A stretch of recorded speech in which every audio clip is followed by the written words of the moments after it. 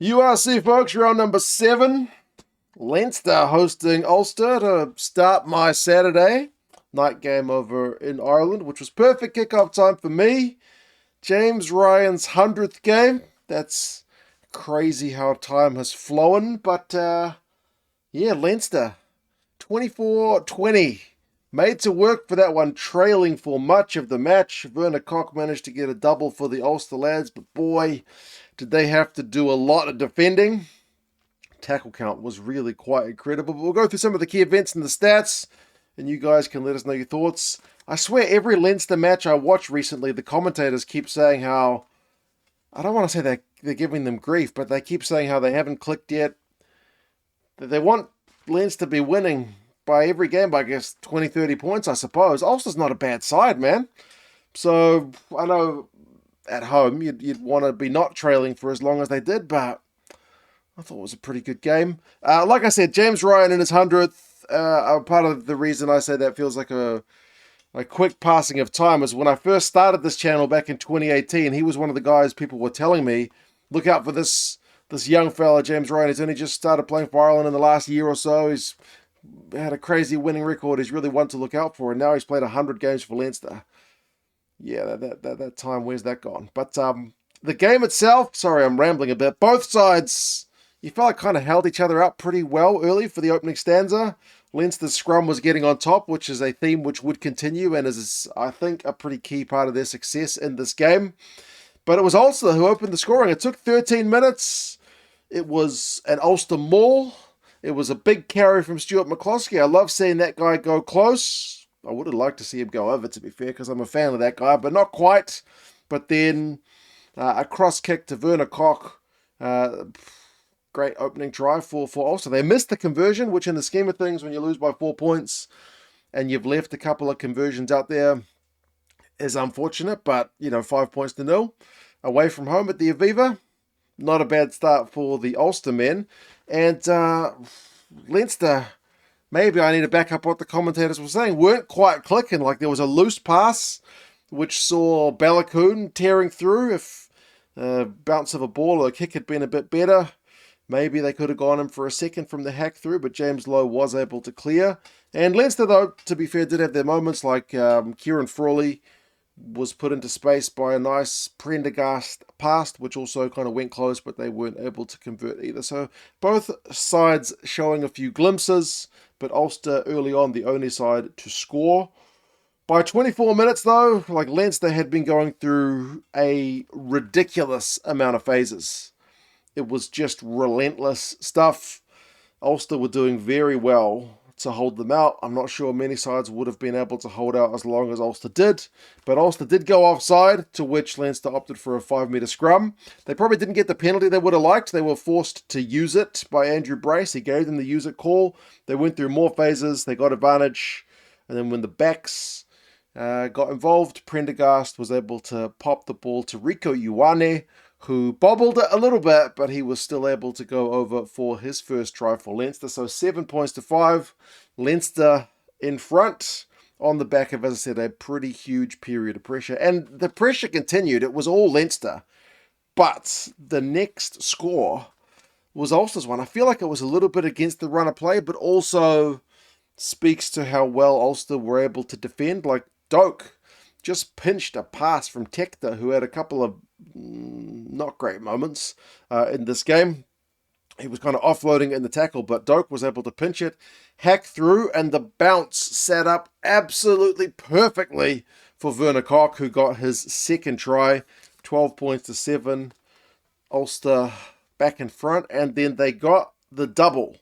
Not too long later, they had advantage from a high tackle, and McCloskey's pass to Tom Stewart. Oh my goodness, it's a thing of beauty. It's an absolute thing of beauty. Look, like when I think McCloskey, I think run it straight and barrel over dudes, but that was pure skill. Just, beautiful out the back pass to Stewart, and Stewart makes the Leinster defenders look pretty ordinary. He busts through the initial low effort, Tector, and then Lowe tries to run him down. He just swats him away. So a couple of missed tackles from Leinster. Stewart goes over, 10-point lead for the Ulster lads, and they did have a TMO check after the try had been scored. for a kind of, was it Conan who was going in for a tackle in the build up to the play, but he was so low and there was a wrap, so the ref said penalty only. Try was scored anyway, so kind of nothing doing from that. But yeah, we go into the halftime sheds with Ulster taking a 10-point lead. The Leinster guys have had more possession, 53%, and more territory, 59%. Line breaks is 3 apiece. Ulster have conceded double the penalties, 6-3, but the missed tackle count is 18-5, with Leinster having the 18. Like Scott Penny, 3 missed tackles, Ioane 2, Tector 2, Lowe 2, Gus McCarthy 2, and Boyle 2. And there's others as well who have missed one. Sam Prendergast only the 1. But yeah, too many missed tackles. Stockdale had busted 5 tackles and Tom Stewart 4 in that first half. But interestingly, when you look up the full-time stats, Stockdale and Stewart's numbers don't change for the second half. So just less ball, you feel like, in the second half for Ulster. Second half starts, Frawley took a great mark. Like, I don't usually write down a note for a mark in the game, but Ulster, right down Leinster's end, opted to put in a big up and under. And Frawley, under a bit of pressure with your team 10 points down, he takes a great mark. If Ulster get a score, then it's starting to look like a pretty hairy one for Leinster to come back. But no, he did really well there. Lowe kicked a nice 50-22, which gave Leinster an opportunity to bring on the subs. They brought on, McCarthy, Joe McCarthy. They brought on Tyke Furlong and whatnot, trying to get some momentum into the game. But they ended up kind of knocking it on. There were a few knock-ons from Leinster. It was looking a bit scrappy. But you do have to kind of credit Ulster's defence for making the Leinster attack look a bit disjointed at times. But finally they were able to go over 53 minutes, and it was JJ Kenny around the right wing. He was able to go around McElroy. James Lowe had the set-up pass, so after a couple of less than stellar moments in the first, James Lowe, sets up a try, has a nice 50-22. He will score one a bit later, so he has a better second half than first. And to be fair, that try all started with Leinster winning a penalty at scrum. So that thing about scrums being vital, you feel like that's proved to be true in this one. So 17 points to 12. We're back to a 1-score game. But as Leinster are pushing with the momentum, James Ryan in his 100th game, he gets a yellow card for a clean out. I feel like it's not the worst one I've ever seen. It feels like one of those ones where if you looked at every clean out, you could probably find a penalty somewhere. It's maybe a little bit worse than that. It's a bit careless. It's kind of a shoulder to the head. But you've seen some egregious clean outs in your time. I don't feel like this ranks that highly on the egregious scale. So he still gets himself yellow carded, which is unfortunate during his 100th game. And more unfortunate for Leinster is during the yellow card period, Ulster are able to slot a long-range penalty to make it a 2-score game again with the kind of 8-point lead. But that's the final scoring for Ulster. And Leinster, despite the fact they're down to 14 men, do get that kind of momentum back. Like the penalty was kind of a blip for them. 14 men, they just get the momentum. They go through a whole bunch of close range phases despite the man disadvantage. And then there's a really nice wide pass from Byrne, who's come on, to James Lowe. That one's try time, 20 points to 17.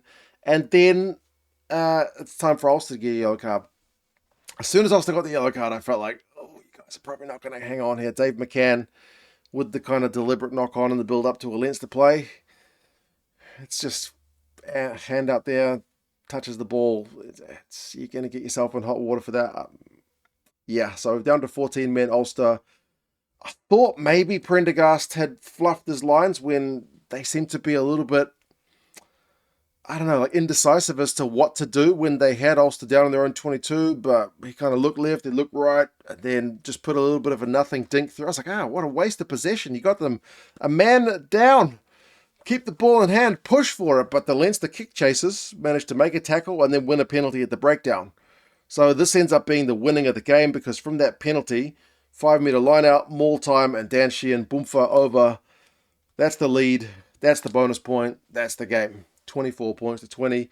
Leinster did get pinged and marched 10 later on, which gave Ulster a chance to basically go from halfway to chase the game, but no, they lost the ball a few phases in. So Ulster do get a losing bonus point, which I'm glad they got because they were good value in this game. with their defensive shift, but across the course of the game, Leinster outscoring them 4-3. It feels like a pretty fair result for mine. Territory and possession are with Leinster 56% and 58% respectively. The tackle count is huge. Like 110 from Leinster, 217 from Ulster, but Leinster missed more tackles. They missed 22 to Ulster's 16, so you really got to give credit to Ulster's defensive shift here. Leinster will not be happy with how they defended in the first half. Remember, it was 18 missed tackles in the first, only 4 in the second. So a better second half shift defensively from Leinster, but admittedly they also had more ball. Penalties conceded is 7-11, but 4 of those penalties for Ulster are props. So you feel like scrum dominance is certainly a factor here. Conan, 24 carries, massive. Ioane had 11, which was your top back for carries from a Leinster perspective. Harry Sheridan made 22 tackles for Ulster. McCann made 21. Yeah, interesting game to start my Saturday morning. Leinster away to Munster next, which will be cracking, and the Ulster boys will be away to Connacht. So love the Irish into pros. They are always an interesting one to see. You guys let us know your thoughts on the game. What did you make of it? Are you agreeing with the commentators that Leinster need to get their act together and are not at 100% just yet? They seem to make a lot of changes, so I don't know. They definitely had a bit of a disjointed first half, but seemed to come right in the second. And you do have to give credit, as I said, to Ulster's defensive shift. If you're an Ulster fan, how are you feeling after that one? Are you happy with a losing bonus point? 10-point lead, halftime. Are you a bit disappointed? Take care, folks. Good to see you, and I'll talk to you guys again soon. See you later.